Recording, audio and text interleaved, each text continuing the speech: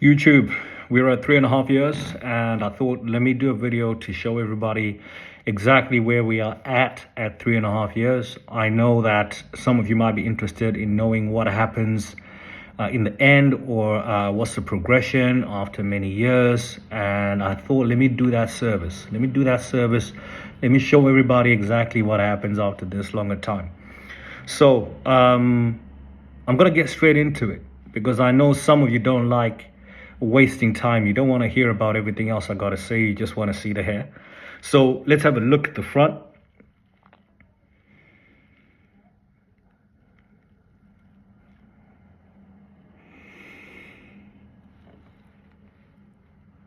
The sides.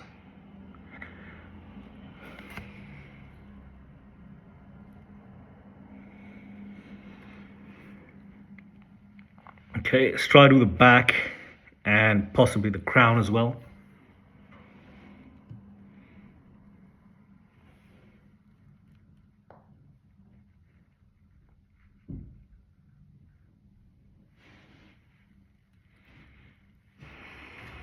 And yeah, like I said, let's do the crown. Let's try and do the crown. This is always difficult, but I'll try and do the best I can with it.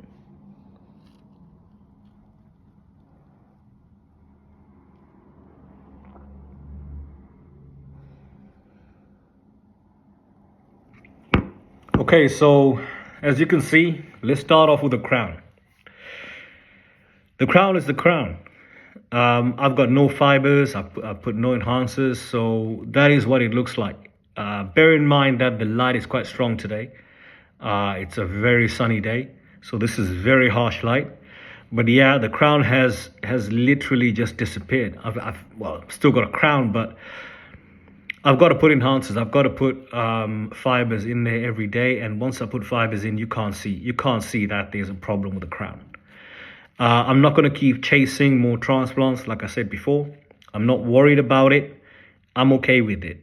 And as long as there's some hair, which there is, it's hard for you guys to see because of the light, but there is some hair there. There's enough hair for the keratin fibers to hold on to. And that's all I want. That's all I need. I don't need anything else. But the crown is weak. The next thing is the temples. So the temples are slowly going backwards. They have been faded quite a lot. So the hair does grow. It does grow all along here, but it's moving backwards. But if I step back a bit, you'll notice that even though it is, the temples are moving backwards, it doesn't look too bad. Why? Because at my age, most people have sort of receding temples anyway. It's natural, so it doesn't look too bad. The other thing I want to mention is I noticed or started noticing some decrease in density at the front. So my head transplant was roughly along here. I would say that all of this was gone. There was absolutely nothing in this section here. So it is starting to deplete very slowly, but it's happening. Bearing in mind, and you notice it, if you look carefully, you can notice it, but just bear in mind that, like I said before, there's a lot of light today. That's the first thing. Secondly, it depends on the angle. So if my head is tilted a bit lower, then you can notice that lack of density a bit more. But if it's like this, which is actually more me looking straight at the camera, then you don't notice that density as much. Another factor to consider is my barber is really pushing the line back when he's shaping my head. I can't be bothered to ask him not to do that anymore. I just let him do what he does because it grows back. But when they do your transplant, they make this part where you can see the stubble, they make that the thickest. That's where they put the most grafts, because when that grows, it sort of gives the illusion of more hair. And that line, I think it's like a strip, it's about this thick. So it's very easy for a barber to take about half of that off. and that's supposed to be your primary density area, which allows your transplant to look good from the front. So maybe that's part of the reason as well that it's not as dense. I don't know. I really don't know. And the last factor is that I did stop applying any minoxidil or using any finasteride for quite some time. And only recently I've started reapplying it at the front. And the reason I stopped doing it was because my hair was just too long to actually effectively apply minoxidil, for example. So I don't use finasteride. It just didn't work for me. Simple. So I do use minoxidil, but I hadn't been applying it at the front. I'd just been applying it on the crown. So only recently I've decided I've got to start parting the hair, applying minoxidil. And that's where some of these sort of lines come from that you can see. This is where I part my hair to actually put the minoxidil in.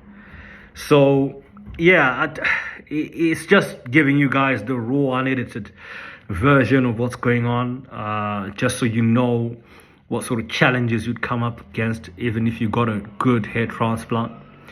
And also, I haven't done anything today. I haven't styled it or combed it, or I just, I haven't tried to make it look decent. I haven't tried to patch it up, because once you get a transplant, the days of just walking out without doing much, or just combing your hair and walking out, they go. You've got to spend time trying to make sure that you look good. Otherwise, you're going to end up with your hair looking like Tory, and nobody wants that. So yeah, that's basically it. I haven't tried to do anything. It's the raw, unfiltered look, which means it's just the way it is. It's just a case of this is how it's done. So that's pretty much it as far as the transplant is concerned. I think it's looking pretty good, pretty decent. I've got no complaints. Now, I think the other thing I want to mention is at the back of the head. Yeah, it is quite. The back of the head. There is some lack of density. You can't really see it from when I turn my head around. But I know that there's some areas that have always had less density, and that's because from a young age I just had less hair in some areas at the back of my head. But yeah, I mean, it's going well. I'm pretty happy with it. Those are more or less all the key points I wanted to point out. I don't know if there's anything else. There's one more thing. I've had people emailing me saying, why have you got that hairstyle? But the thing with hair transplants is you're limited. You're limited in what you can do with your hair after you get a transplant. And for me, my transplant meant that I had to stick with whatever gave me more density. And for my transplant, I need to grow it out in order for it to look, or to give an illusion of density. If I have it cut short, it doesn't look right. So that's why I have this haircut. And it's kind of like a taper, sort of like a taper kind of cut.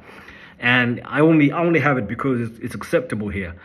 In London, you do see a lot of young guys with this type of haircut. So that's why I've gone for it. But right now, I haven't been to the barbers, so it doesn't look great. So just bear that in mind. But yeah, that's pretty much it for now. I mean, if there's any more developments or anything changes, then I'll probably post up and put something on for you guys to take a look. But yeah, for now, that's it, YouTube.